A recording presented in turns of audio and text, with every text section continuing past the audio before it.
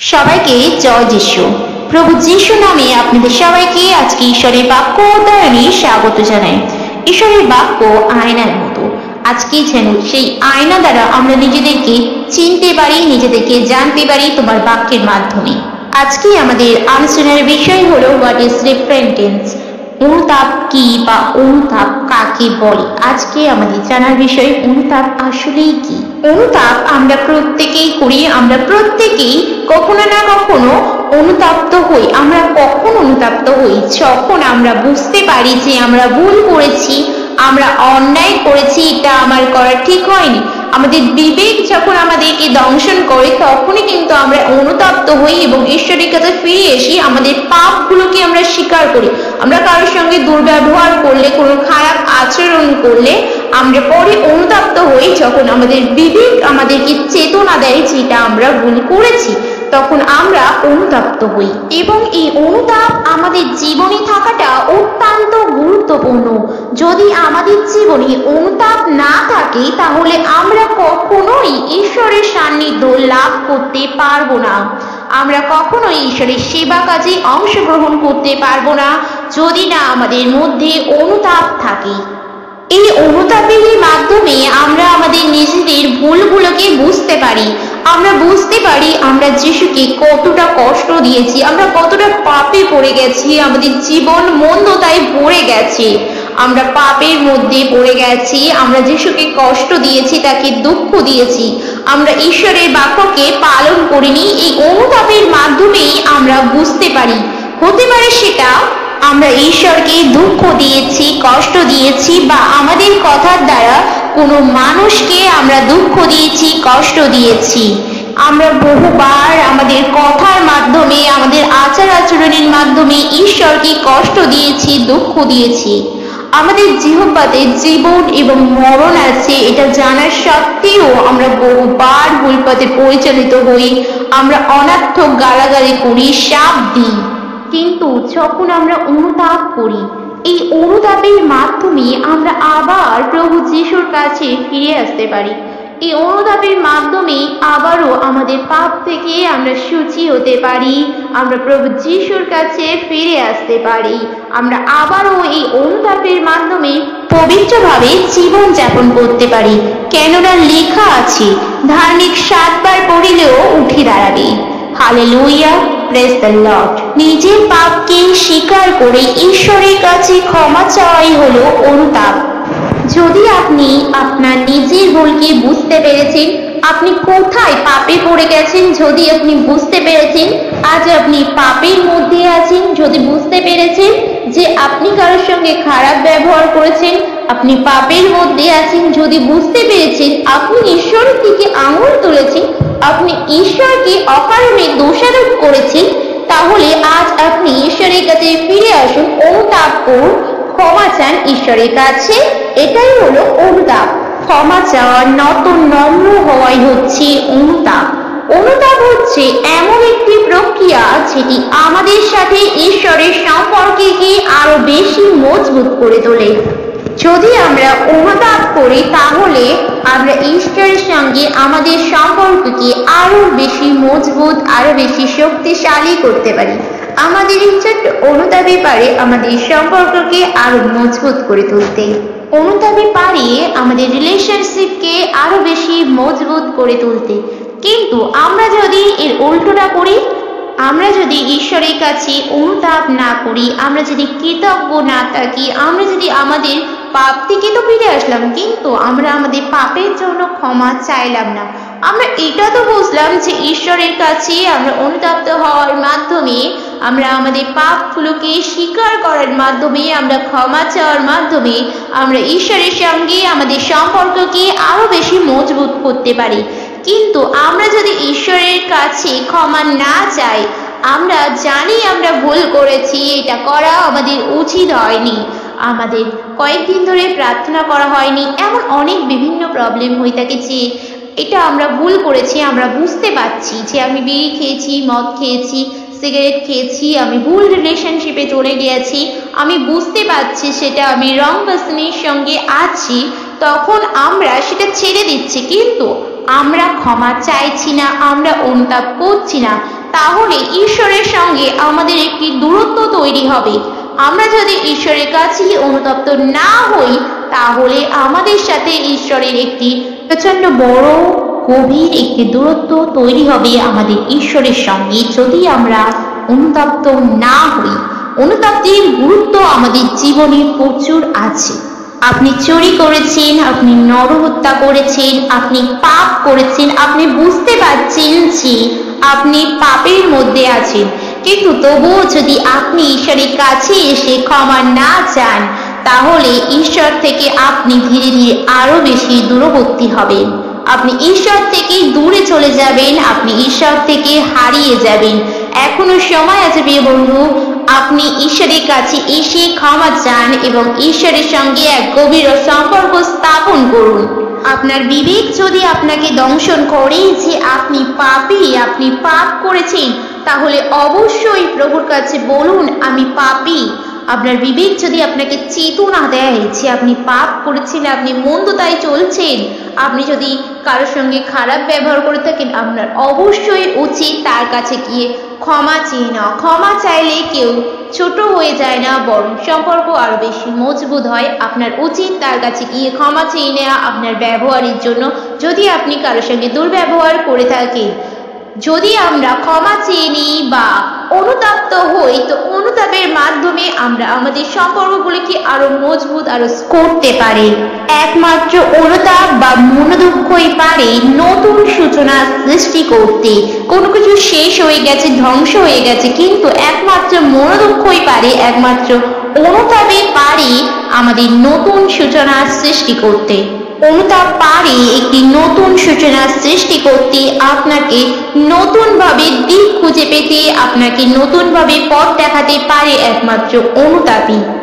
যখন আমরা জগতের মধ্যে ছিলাম, জগতের রঙ্গরসে মত্ত ছিলাম, জগতের মধ্যে পাপের মধ্যে লিপ্ত ছিলাম, অন্ধকার মায়াজালের মধ্যে আমরা শয়তানের কাছে বন্দী ছিলাম, তখন আমরা অনেক অনেক পাপেতে মত্ত ছিলাম। আমরা এমন অনেক পাপ করেছি যেটা কখনো আমরা কাউকে শেয়ার করতে পারিনি, এবং যে পাপ হয়তো ভিতরে ভিতরে আজ শেষ করে দিচ্ছে। আপনি মন্দতায় চলেছেন, আপনি চুরি করেছেন, আপনি ঈশ্বরের কাছে আজ ফিরে আসুন। আপনি মন্দতায় চলেছেন, আপনি ঈশ্বরের কাছে ফিরে আসুন। আপনি কারোর সাথে দুর্ব্যবহার করেছেন, ঈশ্বরের কাছে আজ আপনি ফিরে আসুন। ঈশ্বর আপনাকে ক্ষমা করবে, তিনি চান আপনাকে ক্ষমা করতে। ঈশ্বর আজ আপনাকে নতুন দিশা দেখাতে চান, আপনার জীবনে নতুন সূচনার আরম্ভ করতে চান। Praise the Lord. Point number 4, মানুষের জীবন পরিবর্তন হয় অনুতাপের দ্বারা। আপনি যদি অনুতাপ করেন এবং নিজের জীবনকে পরিবর্তন করতে চান তাহলে ঈশ্বর আপনাকে প্রচুর রূপে আশীর্বাদ করবেন।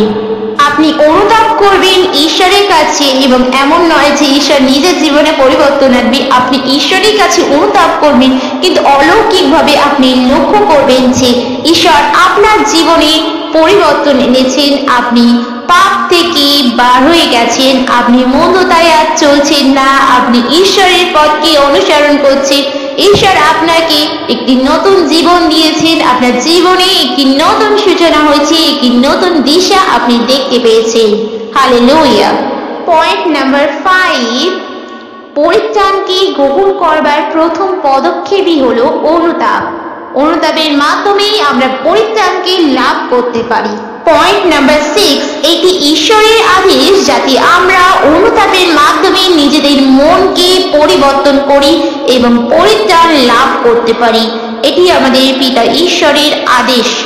প্রেরিত তার 17 অধ্যায় 30 পদ, সেখানে এইরূপ লেখা আছে, ঈশ্বর সেই অজ্ঞানতার কাল উপেক্ষা করিয়াছিলেন, কিন্তু এখন সর্বস্থানে সকল মনুষ্যকে মন পরিবর্তন করিতে আজ্ঞা দিতেছেন, কেননা তিনি একটি দিন স্থির করিয়াছেন।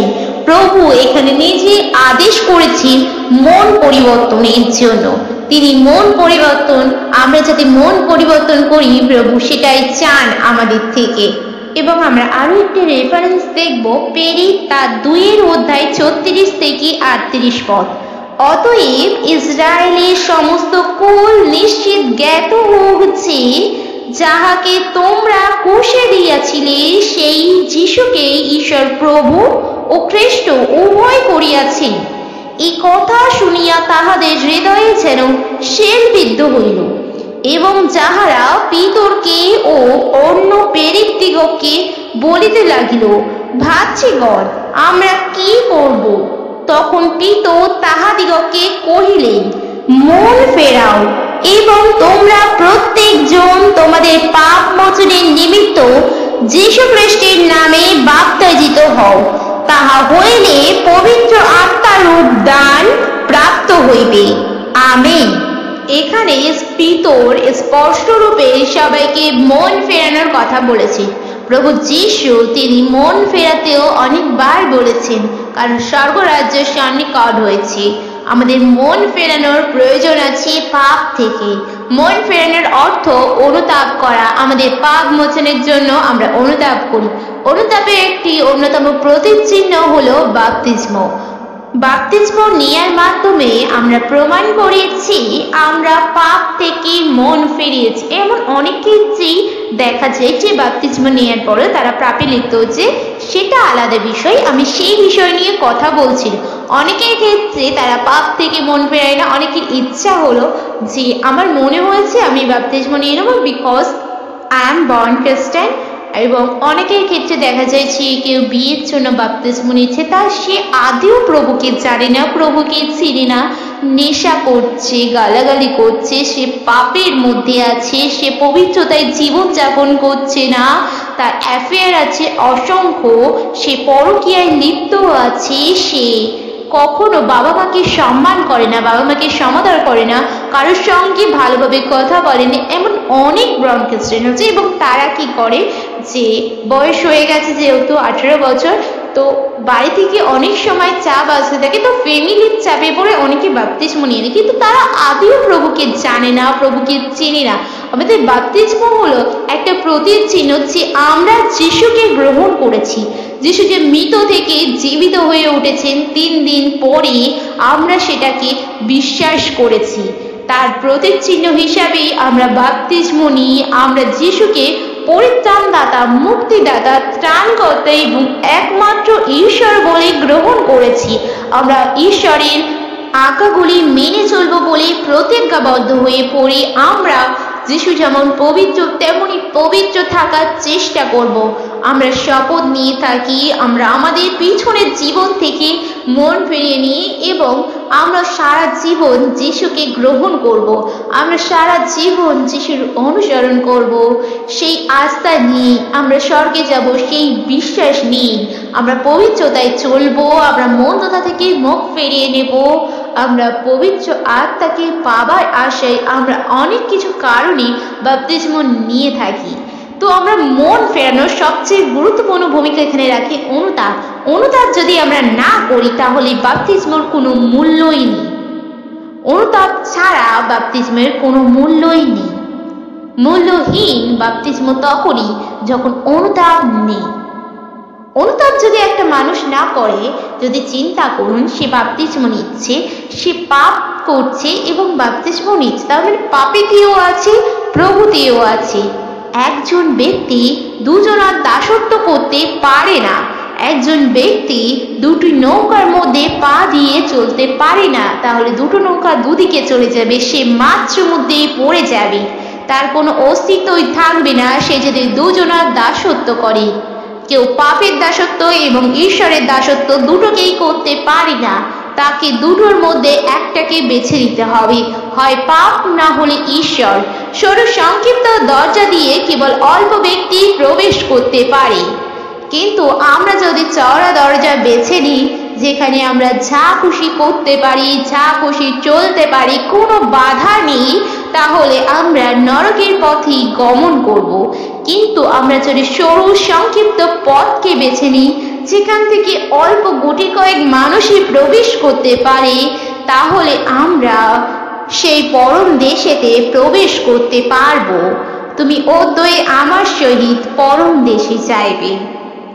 আমাদের জীবনে অনেক কিছু ত্যাগের প্রয়োজন আছে। আজ আমরা যদি ত্যাগ করতে পারি, আমরা যদি নিজেকে অস্বীকার করতে পারি, আমরা যদি মাংসের অভিলাষগুলোকে মারতে পারি তাহলে আমরা প্রভুর সঙ্গে মিলিত হতে পারবো। আমাদের প্রয়োজন আছে আজ অনুতপ্ত হওয়ার। আমাদের জীবনে অনুতাপের গুরুত্ব অসীম এবং আমরা যদি চাই ঈশ্বরের সঙ্গে সময় কাটাতে, ঈশ্বরকে ভালোবাসতে এবং ঈশ্বরের পথে চলতে, তার পরিত্রাণকে লাভ করতে, তাহলে আমাদের মনকে আজ পরিবর্তন করার প্রয়োজন আছে। আমরা যদি আমরা চাই, যদি না চান তো সে ব্যাপারটা আলাদা, কিন্তু যদি আমরা চাই তো আমাদের অনুতাপ করার প্রয়োজন আছে। আপনি এখনই এই মুহূর্তে প্রভুর কাছে অনুতাপ করতে পারেন এবং নিজের জীবনকে পরিবর্তন করতে পারেন। পয়েন্ট নাম্বার 7, আদি পুস্তক তার 6 অধ্যায় 6 পদে আমরা এখানে দেখতে পাইছি ঈশ্বর নিজে অনুতাপ করছেন। এখানে এমন নয় যে শুধুমাত্র মনুষ্যরাই অনুতাপ করবেন, ঈশ্বর নিজে অনুতাপ করছেন। কি কারণে ঠিক ঈশ্বর অনুতাপ করছেন চলুন দেখি। তাই সদাপ্রভু পৃথিবীতে মনুষ্যের নির্মাণ প্রযুক্ত অনুশোচনা করিলেন ও মনোপীড়া পাইলেন। সেম ভার্স আমরা কিং জেমস ভার্সন থেকে দেখব।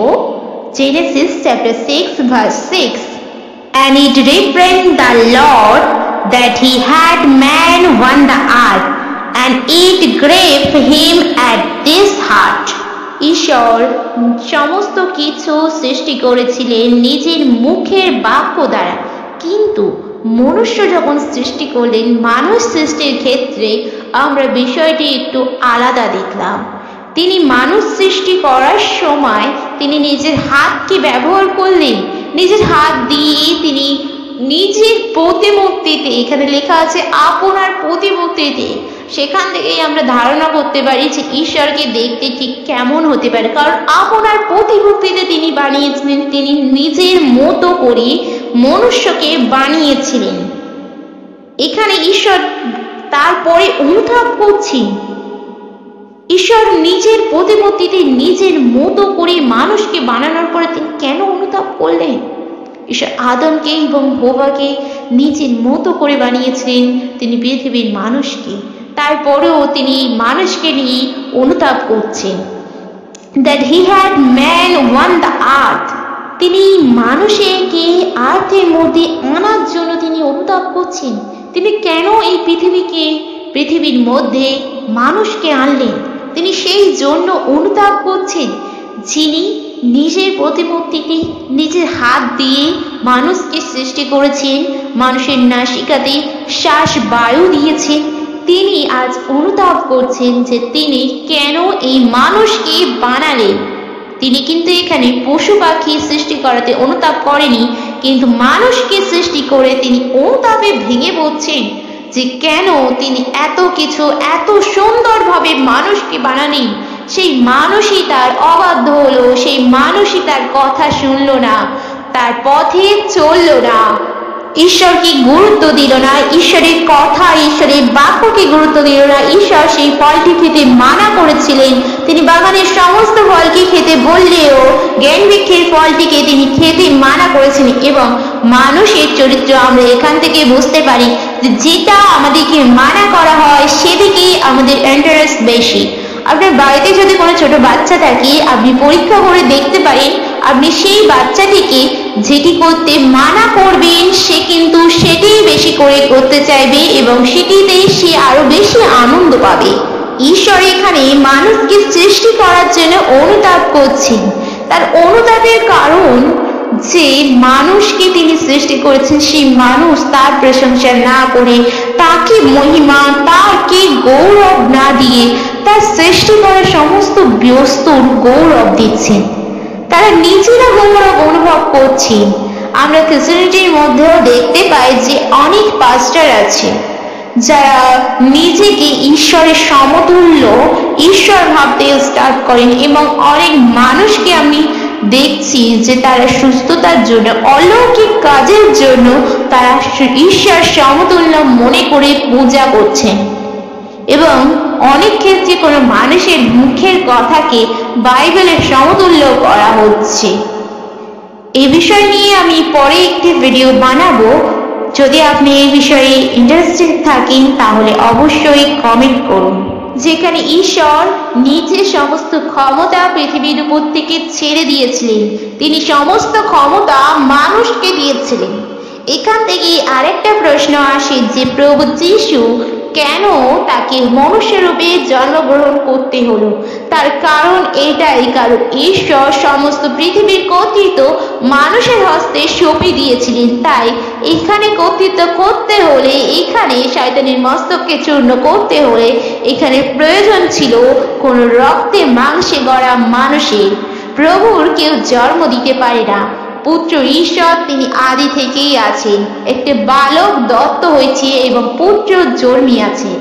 পুত্র জন্মায় কিন্তু বালক কখনো জন্মায়নি, বালককে দেয়া হয়েছে, বালককে দান করেছে প্রভু যীশু। তার তিনি আমাদের পাপের জন্য নিজে অনুশোচনা করেছেন, নিজে আমাদের প্রাপ্ত শাস্তি তিনি ভোগ করেছেন। তিনি আমাদের পাপের জন্য, যাতে আমরা অনুতাপ করতে পারি এবং আমরা পাপের ক্ষমা পেতে পারি, আমরা মুক্তি খুব সহজেই পেতে পারি, তিনি বিনামূল্যে আমাদেরকে দিয়ে গেছেন। কিন্তু অনেক ক্ষেত্রে দেখা যায় অনেক পাস্টার আজকাল প্রার্থনা করাচ্ছেন লিহেন প্রেয়ার, হিলিং প্রেয়ার, সমস্ত কিছু পয়সার জন্য। প্রত্যেকের কাছে এখন প্রার্থনা করতে হলে কিছু জায়গায় 25,000, 30,000 এমন কিছু অ্যামাউন্ট তারা দাবি করে থাকে, তারা সুস্থ করে দেওয়ার গ্যারান্টি নিয়ে থাকে। আমি সমস্ত পাস্টারকে বলছি না, আমি কিছু জনকে বলছি যারা এটা করে থাকে, সংখ্যাটা খুবই কম, আমি যতটা দেখেছি। তো এমন কিছু জনকে বলছি, কখনোই সবাইকে বলছি না। আদম এবং হওয়া তারা অবাধ্য হয়েছিল, তাদেরকে মানা করা হয়েছিল যে সেই গাছের ফল তোমরা খাবে না, কিন্তু তারা সেই গাছেরই ফল খেয়েছিল। ঈশ্বর যেখানে মানা করেছে তারা সেখানেই গেল এবং সেই কাজই করলো যেটা ঈশ্বরকে কষ্ট দেয়, ঈশ্বরের হার্ট, ঈশ্বরের হৃদয়কে ব্যাকুলত করলো। তিনি মনোপীড়া পাইলেন, যেটা লেখা আছে এখানে হার্ট বলে উল্লেখ করা আছে। তিনি তার কতটা কষ্ট হয়েছে ঈশ্বরের, যখন তিনি দেখছেন যে তারই সৃষ্টি করা মানুষ তারা তারই কথা শুনছে না, তারা নিজে ঈশ্বর হওয়ার চেষ্টা করছে, তারা ঈশ্বরকে প্রাধান্য না দিয়ে নিজে ঈশ্বরত্ব লাভের চেষ্টা করছে। তারা অনুতাপ করছে না, আজ তারা পাপের মধ্যে পড়ে গেছে, তারা পাপের মধ্যে মন্দতায় জীবন কাটাচ্ছে। প্রিয় খ্রিস্টীয় বিশ্বাসী, আজ আপনার কাছে প্রশ্ন, আপনি কাকে বেশি গুরুত্ব দিচ্ছেন?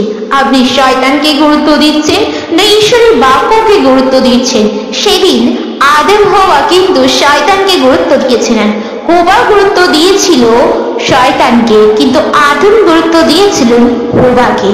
তার কেউ কিন্তু ঈশ্বরকে গুরুত্ব দেয়নি। এবং যখন ধরা পড়লো ঈশ্বরের কাছে, তখন একে অপরের উপরে দোষারোপ করতে শুরু করলো। তারা কিন্তু অনুতপ্ত হয়নি, প্রথমে তারা কিন্তু অনুতপ্ত হয়নি, তারা দোষারোপ করলো।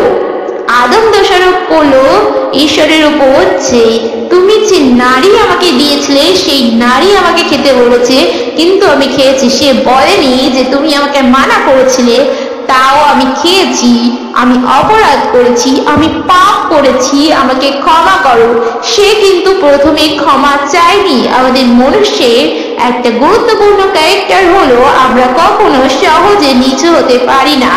যেখানে ঝগড়া হোক, ঝামেলা হোক, আমরা যদি প্রথমে ক্ষমা চেয়ে নিই, কিন্তু ঝগড়াটা সেখানেই ক্লোজ হয়ে যায়। কিন্তু আমরা ক্লোজ করতে চাই না, আমরা সেটাকে কন্টিনিউয়াস করতে চাই। আমরা আরো কথার পরিপ্রেক্ষিতে আরো বেশি কথা বলতে চাই। আমরা কখনো ছেড়ে দিতে শিখি না, আমরা হার মানতে জানি না, আমরা ক্ষমা চাইতে জানি না, আমরা একে অন্যের উপরে দোষারোপ করতে থাকি। আমরা সব সময় অশান্তিতে ভুগতে থাকি। এই কারণেই আমরা যদি অনুতাপ করি, আমরা যদি ফিরে আসি আমাদের পাপ থেকে, আমরা যদি অনুতপ্ত হই, তাহলে প্রভু আমাদেরকে অবশ্যই আশীর্বাদ করবেন। তার আশীর্বাদে আমাদেরকে অবশ্যই আশীর্বাদ দেবেন। আশা করি আজকের ভিডিওটি কিছুটা হলেও আপনাকে উপকৃত করেছেন। যদি ভিডিওটি আপনার ভালো লেগে থাকে তাহলে লাইক করুন। আমাদের চ্যানেলে নতুন হয়ে থাকলে অবশ্যই চ্যানেলটিকে সাবস্ক্রাইব করুন এবং আপনার মতামত কমেন্টে জানাতে ভুলবেন না। এবং বন্ধুদের সামনে আপনাদের পরিবারের সাথে আরো বেশি বেশি করে ভিডিওটি শেয়ার করে দিন।